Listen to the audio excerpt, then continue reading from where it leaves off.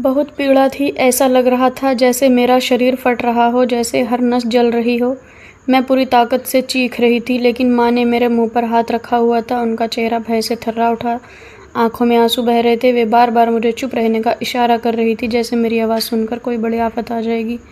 मेरे पिता बहुत कठोर स्वभाव के इंसान थे, इज्जत और मर्यादा के नाम पर कुछ भी कर गुजरने वाले। मेरी माँ जानती थी कि अगर मेरे पिता को यह पता चल गया कि मैं माँ बनने वाली हूँ तो वे एक पल भी नहीं लगाएंगे मुझे मारने में। ऐसे मृत्यु जो केवल शरीर को ही नहीं बल्कि आत्मा को भी घायल कर दे। मेरा पूरा अस्तित्व टूट चुका था, पेट में दर्द बहुत ज़ोरों से था। मुझे समझ नहीं आ रहा था कि मैं यहाँ कैसे पहुँची, यह सब क्यों हो रहा था। ऐसा लग रहा था जैसे मेरे शरीर से जीवन का सारा रंग छिन चुका हो। और वह पल याद आया जब दर्द मेरी सहनशीलता यानी बर्दाश्त से बाहर हो गया था। मैं चीख चीख कर रो रही थी और फिर सब कुछ अंधकारमय हो गया। जब आँख खुली तो मेरे चारों ओर का दृश्य बदल चुका था। मैं एक फुटपाथ पर थी, ज़मीन पर गंदी चादर बिछी थी और मेरे बगल में एक छोटा बच्चा पड़ा हुआ था। वह मेरी छाती से चिपका हुआ था, रो रहा था, भूखा था। मेरे शरीर पर फटे पुराने कपड़े थे, सिर चकरा रहा था। लोग मुझे घूर रहे थे, कुछ दया से, कुछ घृणा से। किसी ने मेरे पास कुछ सिक्के रखे, किसी ने खाने का कुछ सामान, और मैं शर्म से ज़मीन में गड़ती जा रही थी। यह मैं कहाँ आ गई थी? क्या यही मेरी ज़िंदगी थी? क्या यह किसी और का सपना था जो मुझे विरासत में मिल गया था? बच्चा बहुत दुर्बल था, उसकी सांसें धीमी थी। मैंने उसे अपने हाथों से उठाया। उसकी आंखें मुझसे सवाल कर रही थी, माँ तू कौन है? मैं भी खुद से यही सवाल कर रही थी, माँ मैं कैसे और कब? मुझे तो कुछ याद ही नहीं था। मुझे नहीं पता कि किसने मुझे छुआ, कौन था वो जिसने मेरी ज़िंदगी का चैन छीन लिया।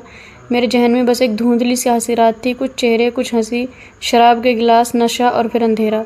उसके बाद कुछ भी याद नहीं। मैं कैसे माँ बन गई, कौन था वो? और यह बच्चा मेरे गर्भ से जन्मा था, लेकिन मैं खुद अपनी सच्चाई से अनजान थी। सर्दी बहुत ज़्यादा थी, शरीर कांप रहा था। मैंने बच्चे को सीने से लगाकर लपेट लिया। लोगों की निगाहें चुप थी, जैसे मैं कोई अपराधी हूँ, कोई दोषी। लेकिन मैं तो खुद एक दुखियारी यानी पीड़िता थी, बेबस, लाचार। एक पल के बाद मैंने निर्णय लिया, यानी डिसीज़न लिया। यदि यहीं पड़ी रही तो ना बच्चा बचेगा ना मैं। मैंने बच्चे को मजबूती से पकड़ा और चारों ओर देखा। फिर एक महिला से पूछा, यहाँ कोई रसोई या अनाथालय है? उसने एक पता बताया और मैं चल पड़ी। पाँव में छाले, आंखों में आंसू, सीने में पीड़ा और हाथ में बच्चा। जब उस अनाथालय के दरवाजे पर पहुंची तो दरबान ने मुझे ऊपर से नीचे तक देखा, जैसे कोई अपवित्र चीज़ दरवाज़ा खटखटा रही है। उसने पूछा, क्या चाहिए? मैं कांपती आवाज़ में कहा, काम और मेरे बच्चे के लिए आश्रय। उसने अंदर से किसी को बुलाया। वहाँ की संचालिका एक बुजुर्ग महिला थी। चेहरा कठोर था, लेकिन आंखों में थोड़ी करुणा झलक रही थी। उन्होंने पूछा, यह तुम्हारा बच्चा है? मैंने सिर हिलाकर हाँ कहा। उन्होंने पूछा, नाम क्या है? मेरा गला भराया। मेरे होठों पर कोई नाम नहीं आया। कोई नहीं था जिसके नाम पर मैं अपने बच्चे का नाम रखती। तब मैंने हिचकिचाते हुए कहा, दीप। दीप रख लो, क्योंकि वही मेरे अंधेरे में एक छोटी सी रोशनी था। उस महिला ने मुझे एक छोटे से कमरे में जगह दी और सफाई का काम सौंप दिया। मैं दिन रात मेहनत करती, शौचालय साफ करती, बर्तन धोती, फर्श रगड़ती, मगर हर पल मेरी नज़र दीप पर टिकी रहती। वही मेरी वजह हयात था, यानी ज़िंदगी। कभी कभी वह बीमार हो जाता तो मैं पूरी रात जागकर उसके शरीर पर गीला कपड़ा रखती, ईश्वर से प्रार्थना करती। जब दवा के पैसे नहीं होते तो लोगों से मदद मांगती, जो कुछ भी मिलता उसी में गुजारा करती। उस अनाथालय में मैं और भी कई बच्चे थे, उनसे भी मेरा लगाव हो गया था। वे मुझे दीप की माँ कहने लगे थे। यह सुनकर मन में थोड़ा सुकून मिलता। समय धीरे धीरे बीत रहा था, लेकिन जख्म वहीं के वहीं थे। मैं हर रात सोने से पहले आसमान की ओर देखती और सवाल करती, क्यों मेरे साथ ऐसा हुआ? क्या मेरी कोई गलती थी? अगर नहीं तो मुझे सज़ा क्यों मिली? और अगर थी तो क्या यह सज़ा कम थी? अक्सर रातों में वही धुंधला चेहरा, वही हंसी, वही ज़बरदस्ती याद आ जाती। मैं घबराकर उठकर बैठ जाती और दीप को सीने से लगा वही ज़बरदस्ती याद आ जाती। मैं घबराकर उठकर बैठ जाती और दीप को सीने से लगा लेती। दीप अब धीरे धीरे बड़ा हो रहा था। उसकी आंखों में वही रंग था जो मेरी यादों में बस एक चेहरे से मेल खाता था। कभी कभी मैं सोचती, अगर वह व्यक्ति मेरे सामने आ जाए तो क्या मैं उसे पहचान पाऊंगी? क्या मैं कुछ कह पाऊंगी? क्या मैं बदला ले सकूंगी, या बस चुपचाप उसे देखती रह जाऊंगी? समय जैसे पीछे की ओर घूमने लगा था। मैं अनाथालय के पुराने फर्श पर बैठी दीप को गोद में लिए झूला झुला रही थी और मेरे जहन में वह एक एक पल उभरने लगा। वही लम्हा जिसने मेरी ज़िंदगी की दिशा ही बदल दी थी, जब सब कुछ मैं और मेरा बिखर गया था। मैं विश्वविद्यालय के छात्रावास में रहती थी। पढ़ाई ठीक चल रही थी, पिताजी खुश थे। हालांकि हम सीमित संसाधनों वाले लोग थे, यानी मिडिल क्लास वाले लोग थे, मगर मुझे सपने देखने की अनुमति मिली थी। हॉस्टल की लड़कियां कभी कभी पार्टी करती थी, मैं आमतौर पर दूर रहती थी। लेकिन उस दिन कहा गया, बस आओ, कुछ नहीं होगा। मैं मान गई। शायद अंदर कहीं मैं भी आम जिंदगी का स्वाद लेना चाहती थी। वह रात आम सी लग रही थी, मगर वही मेरी जिंदगी की आखिरी सुकून भरी रात थी। पार्टी एक बड़े कमरे में थी। संगीत तेज था, लड़के लड़कियां हंस रहे थे, सब पूरी पार्टी में मस्तियाँ चल रही थी। सबका दिल खुशी से भरा हुआ था। मैं एक कोने में बैठी थी, हाथ में नरम सा शरबत पकड़े हुए, बस चारों तरफ देख रही थी। किसी ने ज़बरदस्ती कुछ नहीं कहा, मगर एक लड़की ने आकर कहा, यह लो, यह रस तुम्हारे लिए है, ज़रा ख़ास है। मैंने देख कर ले लिया। उसका स्वाद अजीब सा था, ज़ुबान पर कसैलापन, मगर सब खुश थे तो मैंने भी पी लिया। फिर सब कुछ धुंधला होने लगा, कमरा घूमने लगा, आवाज़ें दूर होती गई, मेरी आँखों में झुनझुनाहट होने लगी। जब आँख खुली तो मैं अकेली थी। कमरा खाली था, बिस्तर अस्त व्यस्त था, मेरा शरीर निवस्त्र था, आंखें सूजी हुई थी, शरीर दर्द से करा रहा था। मैं चिल्लाना चाहती थी, लेकिन आवाज़ गले में ही अटक गई। मेरे शरीर पर जख्म नहीं थे, मगर मेरी आत्मा पर गहरे जख्म के निशान पड़ चुके थे। मैंने कपड़े पहने, धीरे धीरे कमरे से बाहर निकली। किसी ने कुछ नहीं पूछा, किसी ने नहीं रोका। मैं अपने हॉस्टल के कमरे में जाकर खुद को बंद कर लिया। आईने के सामने खड़ी होकर खुद को देखा, आंखें खाली, चेहरा पीला, जैसे मैं खुद से अजनबी हो गई थी। अगले दिन मुझे बुखार हो गया। मैं क्लास में नहीं गई। सबने समझा कि मैं बीमार हूँ, मगर अंदर से मैं मर चुकी थी। कुछ दिन बीते, मैंने किसी से कुछ नहीं कहा। मैं बताती भी तो क्या, किससे कहती? मेरे पास कोई सबूत, कोई प्रमाण नहीं था, और अगर बताती भी तो दोष मुझ पर ही आता। इस समाज में सच बोलने की कीमत, खासकर एक औरत के लिए, बहुत बड़ी कीमत होती है। पेट में कुछ अजीब सा एहसास हुआ। मैंने चुपचाप जांच करवाई, और जब वह 2 लकीरें आई तो मेरी आंखों से जैसे रोशनी चली गई। मैं माँ बनने वाली थी। मुझे यकीन नहीं हुआ। मैंने कई बार चेकिंग दोहराया, लेकिन नतीजा वही रहा। मैं घंटों ज़मीन पर बैठी रोती रही, खुद को कोसती रही, उस रात को, अपनी चुप्पी को, अपने अस्तित्व को। मैंने अपनी माँ को बुलाया, उन्हें सब बताया। बस अपने विचारों में वे मेरे सामने बैठी, उनके होंठ कांपे, आंखें नम हो गई, मगर उन्होंने कुछ नहीं कहा। बस इतना बोली, अब यह रहस्य है, इसे रहस्य ही रहने देना होगा। तेरे पिताजी को यह बात नहीं पता चलनी चाहिए। मैंने सिर हिला दिया। मेरे पास कोई और विकल्प था ही नहीं। हमने शहर छोड़ दिया और एक छोटे से इलाके में आकर रहने लगे। मैं पढ़ाई छोड़ चुकी थी। पेट बड़ा होता गया, दिन गुजरते और आते बेचैनी बढ़ती जाती। मैं आईने में खुद को देखती और शर्म के बोझ में खुद को ढक लेती। जब प्रसव पीड़ा शुरू हुई तो मैं बुरी तरह से चीखने लगी। फिर मैंने अपने मुंह पर हाथ रख लिया, कहीं पिताजी ना सुन ले। वह हमें जान से मार डालते। अंधेरे कमरे में, बिना किसी दवा के, बिना किसी डॉक्टर के, मैंने एक बच्चे को जन्म दिया। ऐसा लग रहा था जैसे हर सांस के साथ मेरी आत्मा शरीर से निकल रही हो। सांसें धीमी होती गई और फिर बेहोशी छा गई। जब होश आया तो खुद को फुटपाथ पर पाया, वही फुटपाथ जिसका जिक्र मैं पहले कर चुकी हूँ। मेरी गोद में एक अवैध बच्चा था, लोगों की नफरत भरी नज़रें, ताने, और वह लम्हा जब मेरी पहचान एक अपराधी की बन गई थी, जबकि असल में मैं खुद अनजान, असहाय और पीड़। मैंने दीप को सीने से लगाया और अनाथालय की ओर कदम बढ़ाए। यह मेरा अपराध नहीं था, बल्कि मेरे धैर्य की परीक्षा थी। अब वही दीप मेरी ज़िंदगी की रोशनी था, लेकिन जिस रात मुझे बर्बाद किया गया, वह याद अब भी मेरे दिल के अंदर जिंदा थी। अनाथालय की दीवारें सीलन से भरी थी, छत से पानी टपकता था, लेकिन मेरे दिल में जो पीड़ा थी वह इन सब से कहीं गहरी थी। दीप अक्सर बीमार पड़ता। अनाथालय की बूढ़ी महिला कभी उसे डांटती, कभी दया करती, और कभी कहती, तो अपने बच्चे को यहाँ से ले जा, यह कोई मुसीबत है। मैं चुप रहती। दिल का खालीपन बढ़ता जाता। दवा के पैसे नहीं होते थे तो मैं गलियों में जाती, भिखारियों के पास बैठती, कभी किसी अमीर औरत के सामने हाथ फैलाती, कहती बच्चा बीमार है, दवा लेनी है। कोई कुछ सिक्के दे देती तो कोई मुझे बीमारी की तरह दूर कर देती। मेरी इज्जत, मेरी आवाज़, मेरा शरीर, सब कुछ इस वक्त ने मुझसे छीन लिया था। अब मैं बस एक खामोश चीख थी जो हर पल गूंजती थी, पर कोई सुनता नहीं था। जब दीप का बुखार आया और वह तप रहा था, मैं पूरे शहर में दवाओं के लिए भटकती रही। एक डॉक्टर ने दया करके पुरानी दवा की बोतल दे दी। मैं नंगे पांव भागी, पैरों में छाले थे, पर परवाह नहीं की। जब दीप की सांसें सामान्य हुई तो ऐसा लगा जैसे मैं खुद से फिर जी उठी हूँ। उस रात मैं छत पर गई, आसमान की ओर देखा, चांद की ओर देखा और चुपचाप रोई। वही चांद, वही आसमान जिसके नीचे मेरी ज़िंदगी बर्बाद हुई थी, अब वही मेरी संतान की सांसों का गवाह था। मैंने अनाथालय के बच्चों को पढ़ाना शुरू किया। शायद उनके नसीब में मेरे बेटे से बेहतर हो। वे बच्चे जिनकी माता उन्हें छोड़ गई थी, या जिनसे ज़िंदगी ने उनके माता पिता छीन लिए थे। ऐसी माएँ जो खुद से हार गई थी या हालात से पराजित थी। मैं उनमें खुद को देखती, सोचती क्या मेरा मेरी माँ भी ऐसा ही करती अगर मैं भी अनाथ होती। माँ ने मेरा साथ दिया, उन्होंने मुझसे कुछ नहीं कहा, ना डांटा, लेकिन उनकी आंखों में हर दिन एक चुपचाप उलझन होता था। मैं उन्हें समझती थी। वो सिर्फ माँ नहीं थी, एक पत्नी, एक बहू और समाज की बंदिशों में बंधी महिला थी। उनके कंधों पर समाज का डर सवार था। मैं अक्सर अनाथालय की खिड़की से बाहर देखती।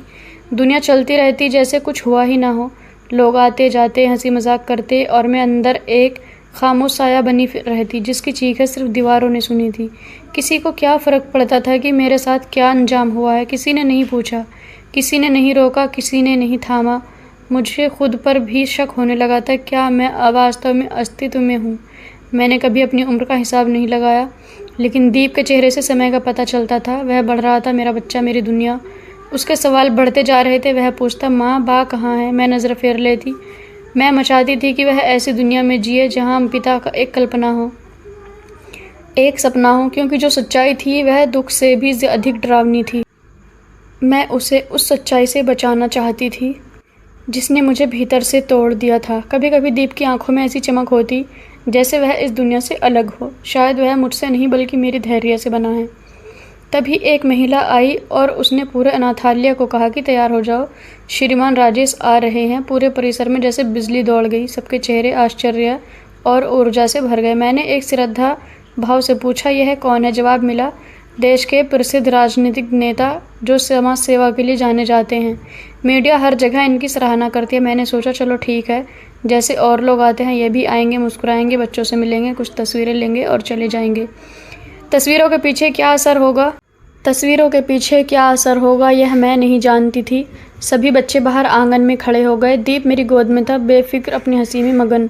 मैंने उसे ज़मीन पर खड़ा किया। वह पकड़कर मेरे बाजू से लिपट गया। मैंने प्यार से कहा, बस दीप, फिर हम अपने कमरे में चलेंगे। दिल में बेचैनी थी, लेकिन मैंने खुद को समझाया यह सब केवल हलचल है। फिर दरवाज़ा खुला और वह अंदर आया। श्रीमान राजेश, लंबा कद, सफ़ेद कुर्ता, कंधों पर शॉल, बाल करीने से सजे, चेहरे पर मुस्कान, लेकिन आंखों में कठोरता। मैंने उसे एक झलक देखा और जैसे मेरा शरीर सुन्न हो गया। मेरी आंखों ने देखा और दिमाग ने इनकार कर दिया, लेकिन दिल जैसे कांप उठा। एक पल को लगा कि मैं आईना देख रही हूँ, दीप का चेहरा, जैसे किसी पुरुष के शरीर में। वही आंखें, वही नाक, वही माथा, वही हल्की मुस्कान। मैंने खुद को झटका, शायद भ्रम है, कोई खेल खेल रहा है। लेकिन फिर उसने सीधे मेरी तरफ देखा। हमारे बीच कोई और नहीं था। मेरी आंखें उसके चेहरे से हट नहीं रही थी। उसकी नज़र दीप पर पड़ी, जो अब थोड़ा दूर जा चुका था। श्रीमान राजेश कुछ कदम आगे बढ़ा और फिर वहीं रुक गया। वो दीप को देख रहा था जैसे सालों से उसे ढूंढ रहा हो। फिर वह तेजी से बढ़ा और दीप को गोद में उठा लिया। दीप पहले थोड़ा घबराया, लेकिन जल्दी ही उसकी गोद में सहज हो गया। एक कदम आगे बढ़ी, कुछ कहने ही वाली थी, लेकिन जुबान साथ नहीं दे रही थी। जैसे हवा थम गई हो, जैसे समय रुक गया हो। सभी लोग तालियां बजा रहे थे, बच्चे खुशी से चिल्ला रहे थे, दादी तस्वीरें खिंचवाने में व्यस्त थी, और मैं बस पत्थर सी खड़ी रह गई। मेरी आंखें उसके चेहरे से हट नहीं रही थी। वह दीप के माथे को चूम रहा था। उसकी उंगलियां उसके गालों को सहला रही थी, जैसे कई सालों का रिश्ता हो। फिर अचानक उसने नज़र उठाई और मेरी ओर देखा। हमारी आंखें मिली। एक झटका सा लगा, जैसे वह कुछ पहचानने की कोशिश कर रहा हो, जैसे उसे कुछ याद आ रहा हो। मैंने तुरंत नज़रें झुका ली। दिल की धड़कन तेज़ हो गई, माथे पर पसीना आ गया। क्या उसने पहचान लिया? क्या उसे अंदाज़ा हो गया कि यह बच्चा? मैंने खुद को टोका, नहीं, ऐसा नहीं हो सकता, यह सब संयोग हो सकता है। लेकिन दिल कुछ और कह रहा था। कार्यक्रम ख़त्म हुआ। वह सभी बच्चों से मिल चुका था, लेकिन दीप को उसने देर तक गोद में रखा। जाते समय उसने दादी माँ से कुछ फुसफुसा कर कहा और फिर बाहर निकल गया। मैंने दीप को तुरंत सीने से लगा लिया, जैसे छिन जाने का डर हो। वो मुझसे लिपट गया और बोला, माँ, वो अंकल अच्छे थे, उनकी खुशबू पापा जैसी थी। मेरा दिल एक पल को रुक गया। पापा जैसी? वह तो अपने पिता से कभी मिला ही नहीं, उसने कभी उन्हें देखा तक नहीं। फिर यह बात कहाँ से उसके दिमाग में आई? क्या ईश्वर ने उसकी आत्मा को कोई इशारा भेजा था? क्या माँ का दर्द भी बच्चों की नसों में उतर जाता है? मैं सारी रात नहीं सो पाई। बार बार श्रीमान राजेश का चेहरा आंखों के सामने आता रहा। वही आंखें, वही चेहरे के निशान जो मैं दीप के चेहरे पर हर रोज़ देखती थी। दिल मानने को तैयार था, लेकिन दिमाग सवाल कर रहा था, अगर वह वही है तो क्या उसे कुछ याद है या नहीं? और अगर याद है तो वह चाहता क्या है? अगर वह नहीं आता तब भी यह खिंचाव, यह नज़रें, यह चुप्पी, यह सब क्या था? क्या आज का दिन महज एक संयोग था या ज़िंदगी का दूसरा बड़ा रहस्य खुलने वाला था? मैंने दीप को गोद में उठाया, उसके माथे को चूमा और एक फ़ैसला मन ही मन कर लिया कि अब मैं चुप नहीं रहूँगी। अगर वही इंसान है जिसने मेरी ज़िंदगी को इस मोड़ पर लाकर खड़ा किया, तो अब मैं उसके सामने खड़ी होंगी, चाहे अंजाम कुछ भी हो, चाहे मुझे कुछ भी सहना पड़े। मुझे सच जानना है। यह मुलाकात एक इत्तेफाक नहीं थी, इसमें कुछ ना कुछ छिपा हुआ एक राज है, और अब मैं नाथालिया के साए में छिपकर नहीं जी सकती। श्रीमान राजेश की नज़र, उसका एक शब्द, दीप की पहचान, सब ने मुझे झकझोर कर जगा दिया था। मेरी चुप्पी अब किसी काम की नहीं थी। जंग शुरू हो चुकी थी, सच की लड़ाई, न्याय की लड़ाई और एक माँ होने का अधिकार की लड़ाई। श्रीमान राजेश कुछ देर तक दीप को गोद में लिए खड़ा रहा। उसकी आंखें जैसे समय के संगीत में किसी नाविक को ढूंढ रही थी। वह ना बोल रहा था, ना मुस्कुरा रहा था, बस चुपचाप दीप के चेहरे को निहार रहा था। मैं थोड़ी दूर चुप खड़ी थी। हर पल मेरा दिल किसी धमाके की तरह धड़क रहा था। मेरे कदम जड़ हो चुके थे। ना मैं आगे बढ़ पा रही थी, ना पीछे हटने की हिम्मत हो रही थी। आंखें धुंधली पड़ रही थी। दिमाग में एक ही वाक्य गूंज रहा था, उसे पता है, कम से कम वह कुछ महसूस कर चुका है। उस दिन जब उसने दीप के बालों में हाथ फेरा, फिर बहुत धीरे से उसका माथा चूमा, वह पल बहुत जीवंत था। उसमें एक पिता की शफाकत थी, कोमलता थी, अपनापन था, जैसे सालों की दूरी के बाद कोई अपना एक दूसरे से मिला रहा हो। मैंने होंठ दांतों से दबा लिया कि कहीं कोई चीख ना निकल जाए। वह दृश्य मेरे लिए असहनीय होता जा रहा था। दीप उसकी गोद में पूरी तरह लिपटा हुआ था। वह ऐसे हंस रहा था जैसे उसे अपनी पहचान मिल गई हो। यह वही बच्चा था जो बुखार में तपता था, जिसके लिए मैं गलियों में हाथ फैलाया करती थी। आज वह उस अजनबी की बाहों में पूर्ण लग रहा था, और वह अजनबी शायद मेरा अपराधी था, शायद मेरे बेटे का पिता। फिर वह मेरी ओर मुड़ा। उसकी निगाहें मेरी आंखों से टकराई तो एक पल के लिए सब कुछ थम सा गया। वह पल ऐसा था जैसे कोई पुराना सपना आंखों के सामने जीवित हो जाए। उसकी आंखों में उलझन थी, जैसे वह कुछ पहचानने की कोशिश कर रहा हो, जैसे कोई पुराना दृश्य उसके मन की परतों से उभर रहा हो। मैंने अपनी नज़रें झुका ली, लेकिन देर हो चुकी थी। वह आगे बढ़कर मेरे पास आया। दीप को धीरे से अपनी बाहों में संभालते हुए हल्की आवाज़ में पूछा, यह बच्चा कहाँ से आया? मेरी ज़ुबान लड़खड़ा गई। मैं तैयार ही नहीं थी। दिल चाहा कि सब कुछ कह दूँ, चिल्लाकर बता दूँ, यह तुम्हारा बेटा है, वही जिसकी माँ को तुमने अपनी यादों से मिटा दिया, वही जिसकी पहचान तुम्हारी बेरुखी में खो गई। लेकिन मैं चुप रही। भीतर से टूटी हुई आवाज़ में कहा, यह 3 साल का है, कोई दरवाजे पर छोड़ गया था, हमने पाल लिया। मेरी आवाज़ में कंपन था, शायद वह सब सुन चुका था।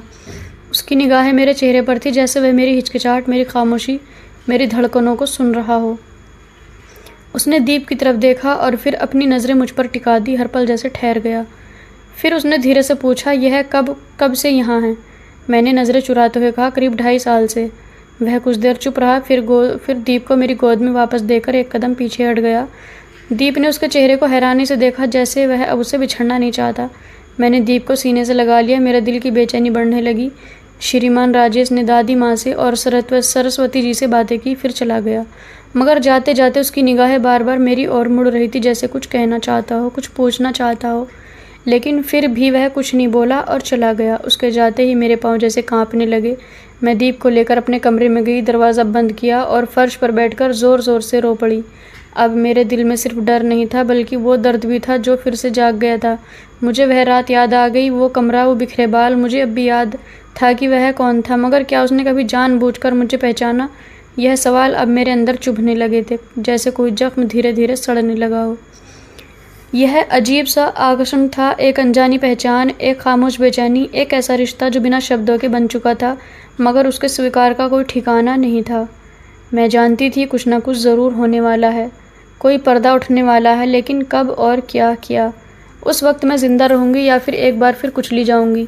श्रीमान राजेश की आंखों में वही सवाल थे जो पिछले सालों से मेरे वजूद को अंदर ही अंदर खा रहे थे। जब वह दीप को गोद में लेता, जब उसके चेहरे को छूता, तो मेरा दिल कांपने लग जाता। मैं चाहकर भी खुद को उस एहसास से अलग नहीं कर पाती थी कि शायद यही वो इंसान है जिसने मेरी ज़िंदगी एक पल में उजाड़ दी थी। उस दिन वो मेरे सामने खामोश खड़ा था, कुछ पूछना चाहता था, मगर जैसे शब्द ढूंढ रहा हो। उसके जाने के बाद मैं अकेली बैठी थी। दीप सो चुका था। मैं उसके सोते चेहरे को देखती रही। मेरी सांसें थमने लगी। वही आंखें, वही माथा, वही मुस्कान, सब कुछ बिल्कुल श्रीमान राजेश जैसा। वक्त ने मेरे घावों पर जैसे मिट्टी डाल दी थी, मगर अब वो मिट्टी उड़ने लगी थी और उसके नीचे जो सच दबा हुआ था वो अब बाहर निकलना चाहता था। यादों को दबाया जा सकता है, मगर मिटाया नहीं जा सकता। उस रात की यादें जैसे मेरी आत्मा में खो चुकी थी।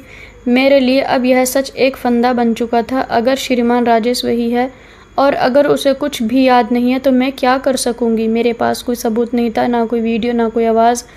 केवल वे घाव थे और दीप ही सबसे बड़ा सबूत था। उसका चेहरा हर राज मुझसे सच बोलता था, लेकिन क्या यह सच दुनिया को बताया जा सकता था? क्या वह मान लेगा या उल्टा मुझे ही दोषी ठहरा देगा?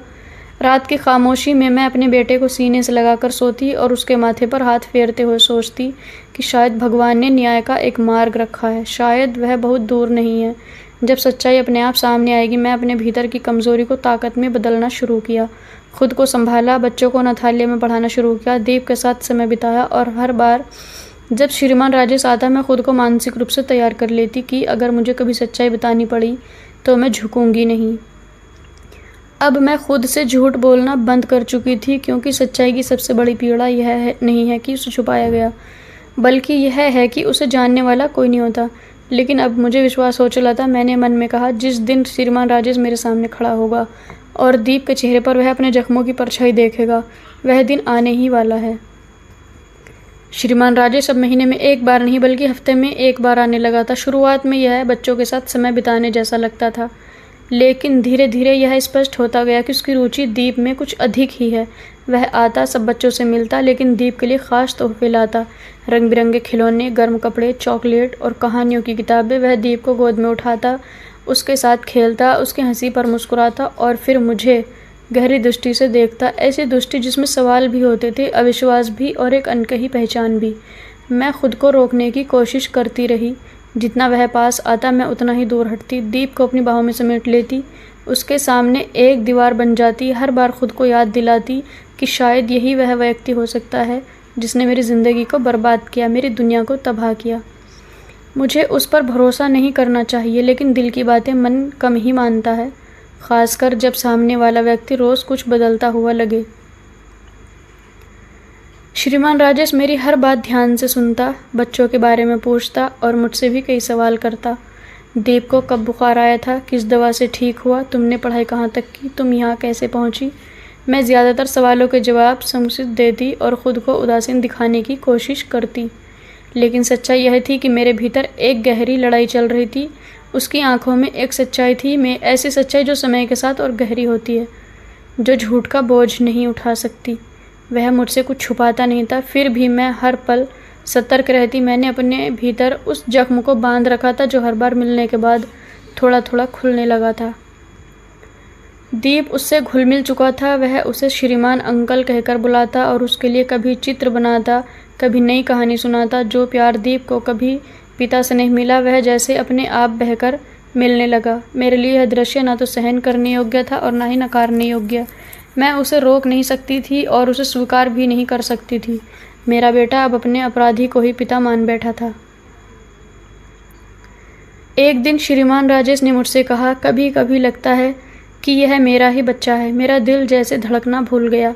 मैंने आंखें झुका ली और कुछ नहीं कहा। यह पल ऐसा था जैसे किसी ने मेरे सीने पर भारी पत्थर रख दिया हो। मैं जानती थी कि यह सच बोल रहा है, लेकिन यह कैसे? क्या नियति उससे उसी सच्चाई की ओर ले जा रही थी जिसे मैंने सालों से छुपा रखा था, या यह केवल एक भावनात्मक भ्रम था जिसका कोई आधार नहीं? अगले दिन मैंने दीप को उसके कमरे में सुलाया और खुद छत पर चली गई। वहाँ से आसमान साफ दिखता था, वही आसमान जिसके नीचे मेरी ज़िंदगी बर्बाद हुई थी, और शायद अब वही आसमान किसी नए आरंभ का साक्षी बनने जा रहा था। मैंने खुद से पूछा, अगर वह वही है तो क्या मैं उसे माफ़ कर सकती हूँ? और अगर वह वही है पर उसे कुछ याद नहीं, तो क्या वह सच में अपराधी है? नफ़रत और प्रेम के बीच की रेखा अब धुंधली हो चुकी थी। मैं सोचती शायद मैं श्रीमान राजेश के लिए केवल एक पल थी, लेकिन मेरे लिए वह एक तूफ़ान था। शायद वह नशे में था या बेखबर। यह सोच मेरे भीतर की पीड़ा को थोड़ा हल्का कर देती, लेकिन फिर अंतरात्मा चिल्ला उठती, क्या पता अगर उसे सब याद है और वह केवल छिपा रहा है। जब दिल और दिमाग के बीच संघर्ष हो तो खामोशी सबसे बड़ा हथियार बन जाती है। मैंने भी वही किया। चुपचाप श्रीमान राजेश को आते देखा, दीप से लिपटते देखा और खुद भीतर ही भीतर जलती रही। लेकिन समय किसी के लिए नहीं रुकता और दिल किसी की नहीं सुनता। एक दिन जब वह आया तो उसने कहा, दीप बहुत ख़ास है। उसके चेहरे में कुछ है जो मुझे शांति देता है और तुम में कुछ ऐसा है जो मुझे उलझा देता है। मेरे होंठ काँप उठे। मैंने बस इतना कहा, कुछ सवालों के जवाब कभी नहीं देना ही बेहतर होता है। उसने अपनी नज़रें झुका ली जैसे वह खुद उन सवालों से बचना चाहता हो। मैं जानती थी कि प्रेम का बीज दिल में बोया जा चुका है। चाहे मैं इनकार करती रहूं, चाहे वह मानने से इनकार कर दे, मगर जो कुछ हमारे बीच पनप रहा था वह सिर्फ सहानुभूति नहीं थी, वह किसी गहरे सत्य की आहट थी। श्रीमान राजेश की मौजूदगी अब मुझे विचलित नहीं करती थी, बल्कि किसी अनजाने निर्णय की ओर धकेलती थी। मैं दिन भर दीप की देखभाल में लगी रहती, बच्चों को पढ़ाती, श्रीमान राजेश से रश्मि बातें करती, मगर रात को जब तन्हाई आती तो उसका चेहरा, उसकी परछाइयाँ, वह अधूरा सच सब मेरे साथ लेट जाते। अब मैं उसकी ओर खींचती जा रही थी और दिल कहता था, अगर वही है तो एक मौका दो, शायद वह भी टूटा हुआ हो, शायद वह भी अपने बीते हुए कल का बोझ उठाए फिर रहा हो। प्रेम का बीज अब मिट्टी में जड़ें फैलाने लगा था और मैं बस उस हलचल को महसूस कर सकती थी जो मेरे दिल में उठ रही थी। मैं खामोशी में उसकी निगाहों से बचना चाहती थी, मगर वह मेरी चुप्पी में छिपे तूफान को रोज़ थोड़ा थोड़ा पढ़ लेता था। एक दिन उसने रुककर कहा, तुम्हारी चुप्पी में एक चीज़ छिपी है, बताओ क्या छुपा रही हो। मेरा दिल जैसे पसलियों में कैद हो गया। मैंने गहरी सांस ली, आंखें बंद की, होंठ हिले, मगर कुछ शब्द नहीं निकला। सच मेरी ज़ुबान पर आकर ठहर गया, मगर बाहर नहीं आ सका।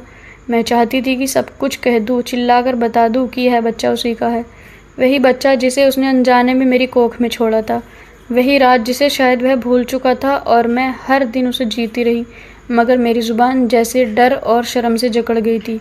अगर मैं सच कह देती तो क्या होता? वह एक प्रतिष्ठित राजनेता है, देश का सम्मानित चेहरा, एक वह मान लेता, अगर मान भी लेता तो क्या वह दुनिया मुझे छोड़ देती? क्या मैं अपने बेटे को उस तूफान से बचा पाती जो उसके सिर से छत छीन लेता? यही सवाल मेरी चीख को हर बार भीतर ही भीतर दबा देता। वह मेरी आंखों में देखकर बोला, तुम मेरे लिए बोझ नहीं हो, मैं चाहता हूँ कि वह बोझ बांट लूँ। मैंने नज़रें झुका ली, जैसे कुछ सुना ही ना हो। कुछ दिन बाद वह फिर अनाथालय आया, बच्चों के साथ बैठा, उनकी बातें सुनी, हंसी मजाक की, दीप को गोद में उठाया और फिर मुस्कुराते हुए बोला, मैं चाहता हूँ कि तुम मेरे संस्थान में काम करो।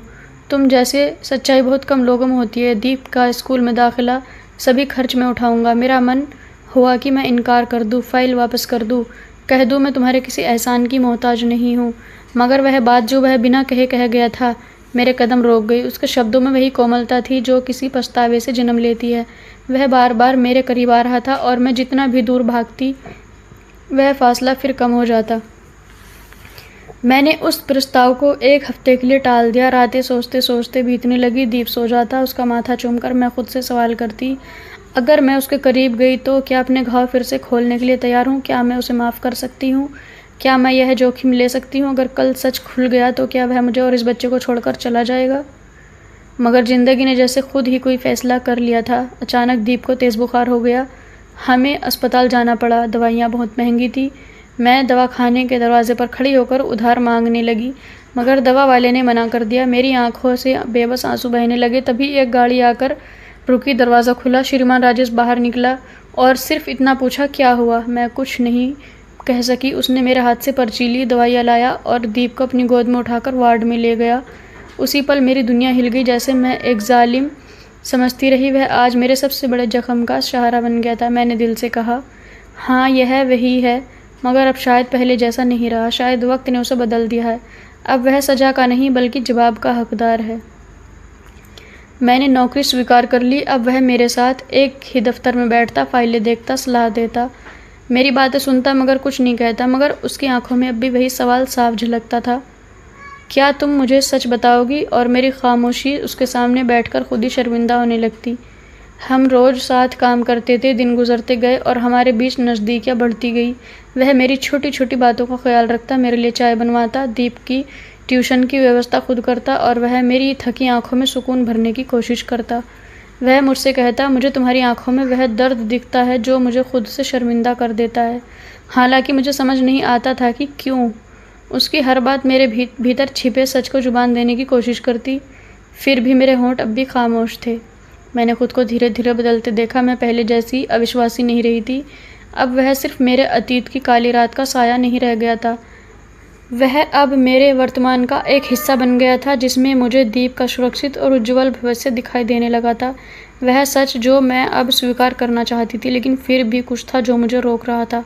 शायद वह शंका कि अगर सच कह दिया तो सब कुछ छिन जाएगा। शायद वह डर कि एक बार फिर मुझे ही दोषी ठहराया जाएगा, सहानुभूति नहीं मिलेगी। शायद अब दिल को नफरत से ज़्यादा मोहब्बत में दिलचस्पी होने लगी थी, और यही प्रेम बीज था जो उसने अनजाने में मेरे दिल की मिट्टी में बो दिया था और अब चुपचाप अंकुरित हो रहा था। वह भी जानता था, मैं भी, लेकिन कुछ सच्चाइयाँ जुबान पर लाने से पहले दिल को तैयार करना पड़ता है, और मैं अब भी उसी तैयारी में लगी थी। वह दिन जब सच सामने आया, एक दिन जब सब कुछ बदलने वाला था। दफ्तर का काम कुछ पड़ गया था, फाइलों का ढेर, बच्चों के रिकॉर्ड, निर्देशों की रजिस्ट्रियाँ, सब कुछ संभालना था। उसी दिन दादी माँ ने कहा, इस पुरानी अलमारी की छटाई कर दो, सालों पुराना रिकॉर्ड है, शायद कुछ काम का निकल आए। मैंने आस्तीनें चढ़ाई और पुराने कागज़ों के ढेर को खंगालना शुरू किया।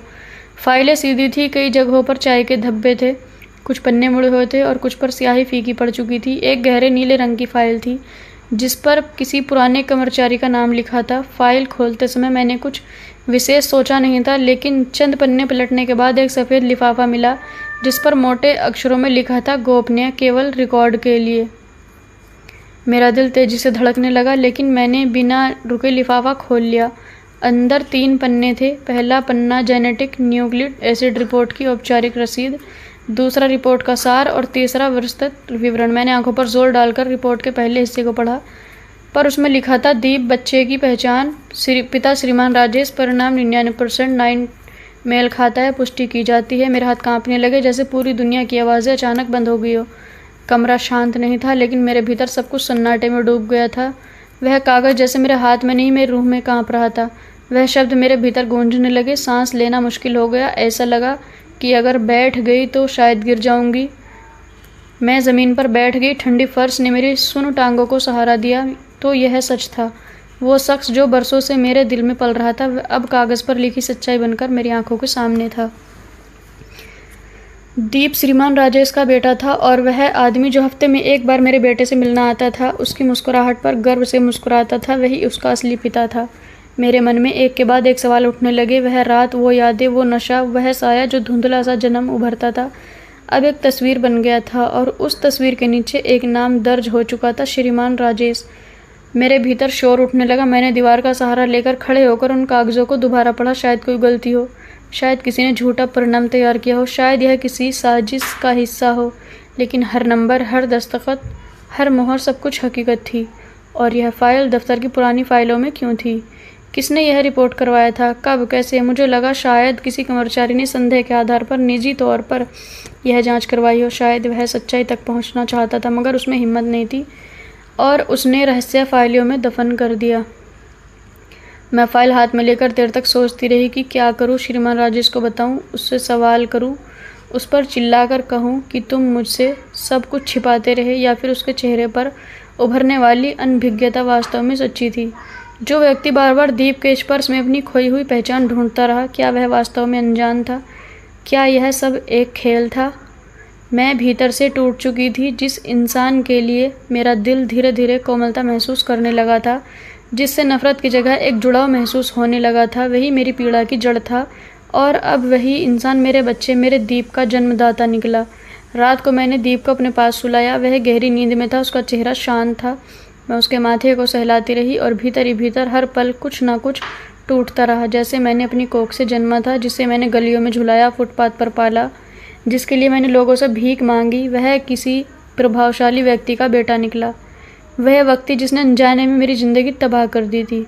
लेकिन अब वही बच्चा मेरा सब कुछ बन चुका था। अगले दिन श्रीमान राजेश आया, हमेशा की तरह, शांत, संजीदा, और बच्चों के लिए कुछ उपहार लेकर।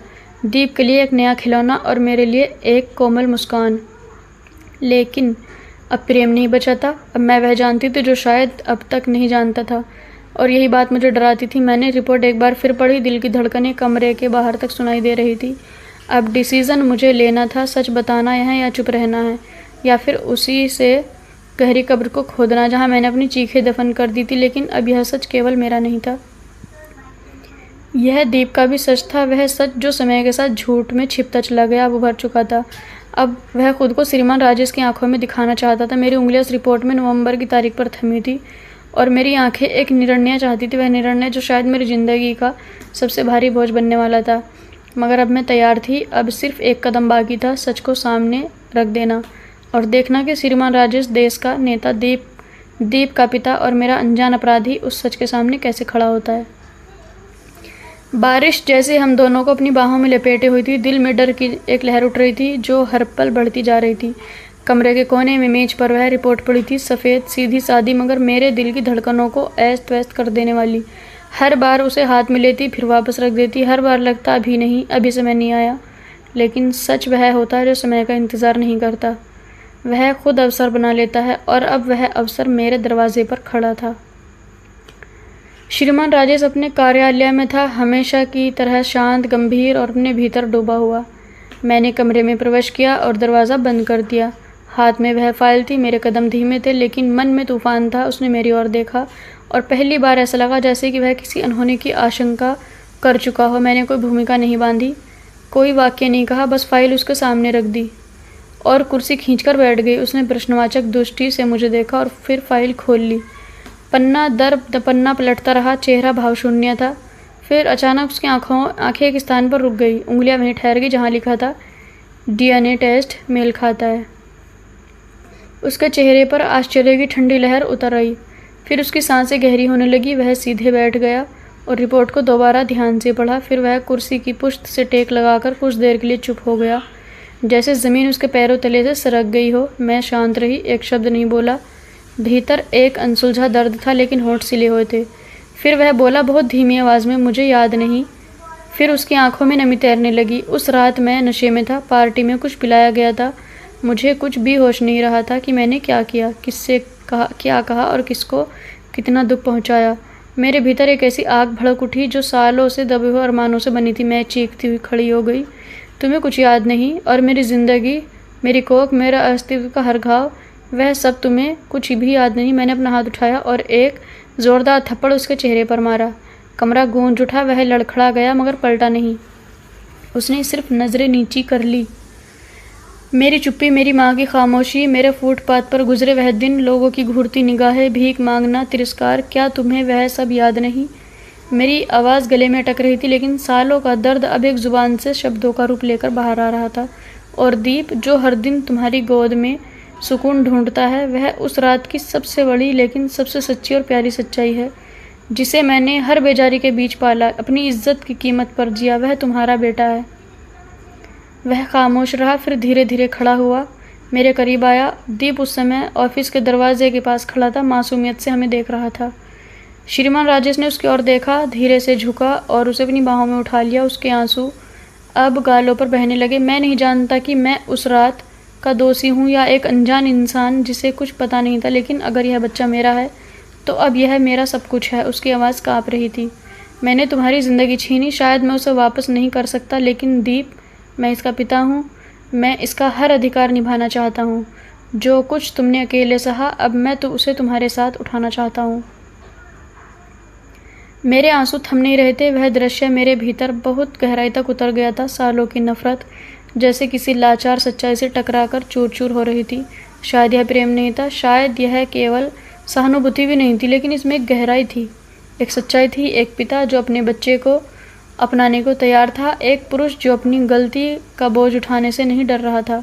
मैं चाहती तो उसे माफ़ न करती, चाहती तो उसे दूर ही रखती, लेकिन सच्चाई अब जगह ले चुकी थी, झूठ की, खामोशी की, हर और डर की जगह। उसने दीप को अपनी गोद में लिया और मुझसे कहा, मैं तुमसे कुछ नहीं चाहता, ना माफ़ी ना दूसरा मौका, बस इतना कि मेरी मौजूदगी दीप की ज़िंदगी से मत छीनो। उसे मेरा साया मिल जाए, बस इतना ही काफ़ी है। मैंने नज़र झुका ली। दिल कुछ कहने को बेताब था, मगर चुप था। मैं अब भी माँ थी, लेकिन घायल, मजबूत, एक ऐसा घाव जो बरसों से बह रहा था, लेकिन अब शायद किसी सच्चाई के मरहम से थम गया था। मैंने दरवाजे की ओर देखा, वहाँ से रोशनी अंदर आ रही थी। जब सच्चाई सामने आती है तो अंधेरा अपने आप हट जाता है। शायद यह सच्चाई हमें एक ना कर सके, शायद हम कभी एक ना हो, लेकिन दीप अब अकेला नहीं था। उसे उसका पिता मिल गया था, और मैं अब सिर्फ एक संघर्ष करती माँ नहीं थी। मैं वो स्त्री थी जिसने सच्चाई से मुंह नहीं मोड़ा, बल्कि उसका सामना किया और ख़ुद को जीत लिया। अब जिंदगी एक शांत बहाव की तरह चल रही थी, लेकिन दिल के किसी कोने में हमेशा एक डर बैठा रहता था, कहीं यह शांति किसी तूफान से पहले की तो नहीं। दीप अब स्कूल जाने लगा था। स्कूल से लौटते ही वह सबसे पहले भागकर मेरे गले लग जाता, फिर चहकते हुए बताता, माँ, आज टीचर ने मेरी तारीफ़ की, या आज पापा ने मुझे टिफ़िन में मेरा फेवरेट पराठा दिया। हाँ, अब श्रीमान राजेश कभी कभी दीप को स्कूल छोड़ने और लाने भी आता था। मैंने कभी उसके सामने दीवार नहीं खड़ी की, लेकिन दरवाज़ा भी पूरी तरह नहीं खोला। श्रीमान राजेश ने कोशिश की। अक्सर वह कहता, मैं अब तुम्हारा अतीत नहीं बनना चाहता, मैं तुम्हारे आज में कुछ अच्छा जोड़ना चाहता हूँ। मैं बस चुप रह जाती, क्योंकि मेरे लिए उसका आज भी कभी कभी उस रात की परछाइयों में छिप जाता। फिर एक दिन दीप ने मुझसे पूछा, माँ, पापा और तुम एक साथ क्यों नहीं रहते? उसकी आंखों में मासूम सवाल था, कोई गुस्सा, कोई दुख नहीं, बस एक सच्चा जिज्ञासा मन। मैंने कुछ पल चुप रही, फिर उसका सिर गोद में रखकर बोली, कभी कभी बेटा कुछ लोग एक दूसरे से बहुत अलग होते हैं, लेकिन फिर भी मिलकर कुछ सुंदर बना लेते हैं, जैसे तुम। वो समझ तो नहीं पाया, लेकिन मुस्कुरा कर बोला, मैं तो तुम दोनों को बहुत पसंद करता हूँ। मैंने उसका माथा चूम लिया, शायद यही जवाब काफ़ी था अभी के लिए। कुछ हफ्तों बाद श्रीमान राजेश ने मुझसे कहा, एक बात कहूँ? मैंने सिर हिलाया। मैं चाहता हूँ दीप मेरी पहचान भी जाने, ना सिर्फ पापा की तरह बल्कि श्रीमान राजेश की तरह भी। वो जान पाए कि उसका पिता कौन है, क्या करता है, क्या सोचता है। लेकिन तुमसे पूछे बिना मैं कुछ नहीं करूँगा। मैंने उसकी आंखों में देखा, इस बार उनमें राजनीति नहीं थी, बस एक पिता था जो अपने बेटे से रिश्ता पूरी सच्चाई के साथ निभाना चाहता था। मैंने कहा, अगर तुम उसे अपना नाम देना चाहते हो तो पहले उसे अपने कंधे भी देने होंगे। वो तुम्हारा नाम तभी लेगा जब वो तुम्हारे साथ अपने दर्द, अपने सपने बांट सके। उसने सिर झुकाकर हाँ कहा। और फिर वह दिन आया जब दीप के स्कूल में एक छोटा सा फैंसी ड्रेस प्रोग्राम था। बच्चों को अपने माता पिता के साथ आना था। दीप डॉक्टर बना था, सिर पर टोपी, हाथ में नकली स्टेथोस्कोप। स्टेज पर उसने कहा, मैं बड़ा होकर डॉक्टर बनना चाहता हूँ, ताकि मेरी माँ को कभी तकलीफ ना हो और मेरे पापा को मुझ पर गर्व हो। मैंने देखा, श्रीमान राजेश की आंखें भर आई। वो झुका और धीमे से बोला, तुम्हारा बेटा मुझसे कहीं बेहतर इंसान बनेगा। मैंने कोई जवाब नहीं दिया। अब कहने को कुछ बचा भी नहीं था। कभी कभी रिश्ते शब्दों से नहीं, मौन से भी चलते हैं। अब हम 3 लोग थे, एक अधूरा अतीत, एक टुकड़ा टुकड़ा सा वर्तमान और एक उम्मीद से भरा भविष्य। मैंने अंधेरों को देखा था, लेकिन अब उजालों की आदत डाल रही थी, और हर सुबह जब दीप मुस्कुराता है मैं जान जाती हूँ कि मैं हार कर भी जीत गई हूँ। दोस्तों, उम्मीद करती हूँ आपको हमारी कहानी पसंद आई होगी। अगर कहानी पसंद आई है तो वीडियो को लाइक करें, और अगर चैनल पर नए हैं तो चैनल को सब्सक्राइब करें, और हाँ, बेल आइकन को दबाना ना भूलें, ताकि आने वाली हर वीडियो का नोटिफिकेशन सबसे पहले आपको मिले।